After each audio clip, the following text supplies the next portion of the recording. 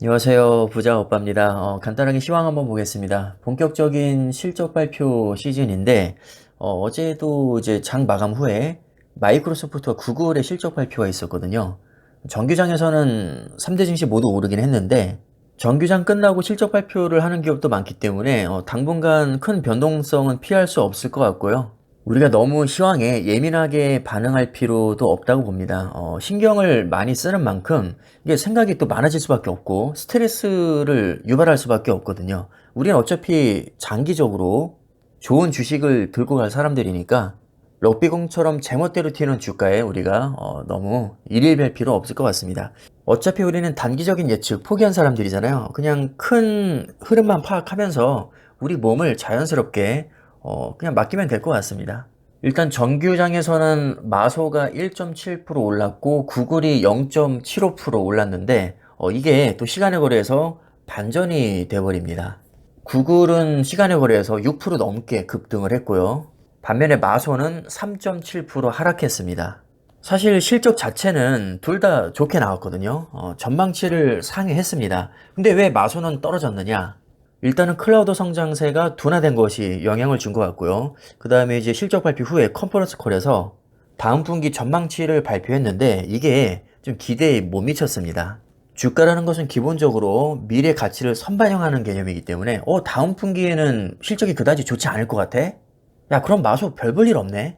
이번에 실적 잘 나오면 뭐해? 클라우드 성장세 둔화되고 있고 전망도 그다지 좋지 않은데 뭐 이렇게 판단한 것 같습니다. 근데 사실 이것도 그냥 뭐 갖다 붙인 것에 불과하죠. 만약에 주가가 올랐으면 클라우드 성장세가 다소 둔화되긴 했지만 여전히 성장세에 있고 실적도 전망치를 상회했기 때문에 주가 상승을 견인했다. 이렇게 말해도 이상할 게 하나도 없고요. 전망치가 기대에 다소 못 미쳤지만 장기적으로 봤을 때 성장 가능성이 무궁무진하기 때문에 매수세가 들어오면서 주가가 크게 올랐다. 뭐 이렇게 마무리하면 깔끔하게 정리가 됩니다. 이상할 게 하나도 없죠. 그냥 갖다 붙이면 그게 정답이 되는 겁니다. 그리고 구글은 6% 넘게 급등을 했는데 뭐 클라우드 서비스 실적 좋게 나왔고요. 유튜브 광고도 매출이 증가했습니다. 결과적으로 둘 다 좋은 실적을 냈음에도 불구하고 구글은 웃고 마소는 울었는데 서로 이렇게 엇갈리다 보니까 지금 뭐 선물 시장도 약간 어정쩡하게 흘러가고 있습니다. 나스닥 100이 지금 0.15% 소폭 하락하고 있는데요. 이 정도면 그냥 보합이라고 보는 게 맞겠죠. 뭐 딱히 크게 빠지는 것도 아니고 크게 오르는 것도 아니고 이제 마소와 구글이 서로 다른 방향으로 갈라지다 보니까 좀 혼조세를 보이고 있는 것 같습니다. 근데 중요한 건 이게 아니고요. 마소든 구글이든 어차피 둘 다 빅테크 기업들이고 세계를 대표하고 있는 기업이고 AI의 진심이고 누가 조금 더 잘 나가고 못 나갈 수는 있겠지만 저는 길게 봤을 때는 둘 다 크게 성장할 거라고 봅니다. 어느 한쪽이 압도적으로 잘 나가서 뭐 다른 기업이 도태되고 뭐 망하고 설마 마소와 구글 정도 되는 기업들이 그 정도 극단적인 양상을 보일까요? 서로 치고받고 하면서 둘 다 엄청나게 성장할 겁니다. 미래는 어떤 기업들이 크게 성장할까요? 당연히 4차 산업혁명과 관련된 기업들이 성장할 겁니다. 이 방향성 자체는 왜냐면 이미 정해져 있는 거거든요.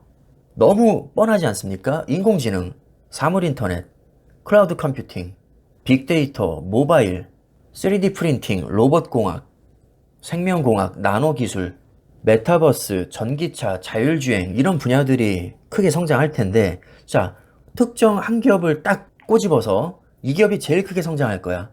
이걸 알기는 어렵지만 이런 분야들과 관련된 기업들이 대체적으로 크게 성장할 거야 라고 전망하는 것은 너무나도 쉽습니다.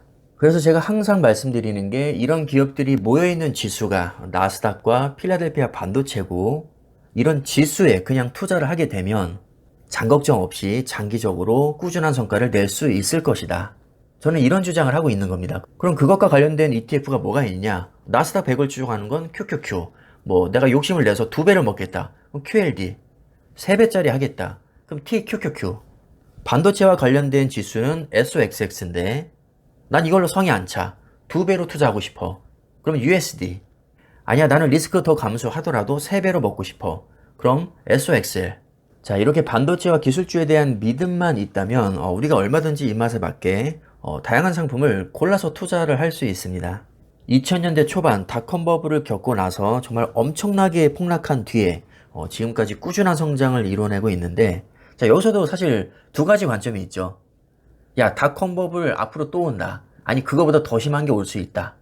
다소 비관적인 시각이 있고, 아니야, 그때와 지금이랑 달라. 그때 드러났던 수많은 단점들 이미 제도적으로 완전히 보완이 됐고, 또 미국 401k 퇴직연금이 정말 강력하게 주가를 지지해주고 있어.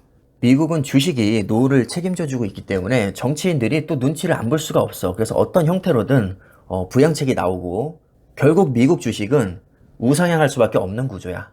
세계에서 난다긴다는 기업들 미국에 다 모여 있고, 우리가 천년만년 살 것도 아닌데 적어도 몇십 년, 몇백 년 정도는 미국이 패권국의 지위를 잃지 않을 거야. 그러니까 적어도 현재 시점에서는 향후 몇십 년 동안은 그래도 미국 주식에 투자하는 게 성공 확률이 제일 높아. 자, 이렇게 저처럼 긍정적으로 생각하는 시각이 있습니다.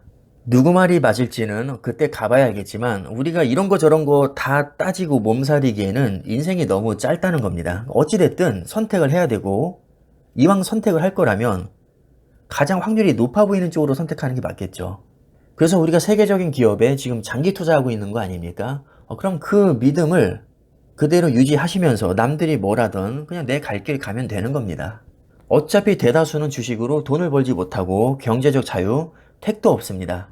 어차피 극소수만 성공하기 때문에 대다수가 안 된다고 하면 오히려 내가 제대로 된 길을 가고 있구나. 이렇게 위안을 삼으시면 될 것 같습니다. 돈을 잃을까봐 두려우면 원금이 보장되는 정기 예적금을 하면 되는 것이고요. 나는 리스크 감수하고 과감하게 투자하겠다 하시는 분들은 주식에 투자하면 됩니다. 우리는 주식을 선택했으니까 남들이 뭐라든 배짱 있게 밀어붙이면 될 것 같습니다. 그럼 영상 여기까지 하겠습니다. 감사합니다.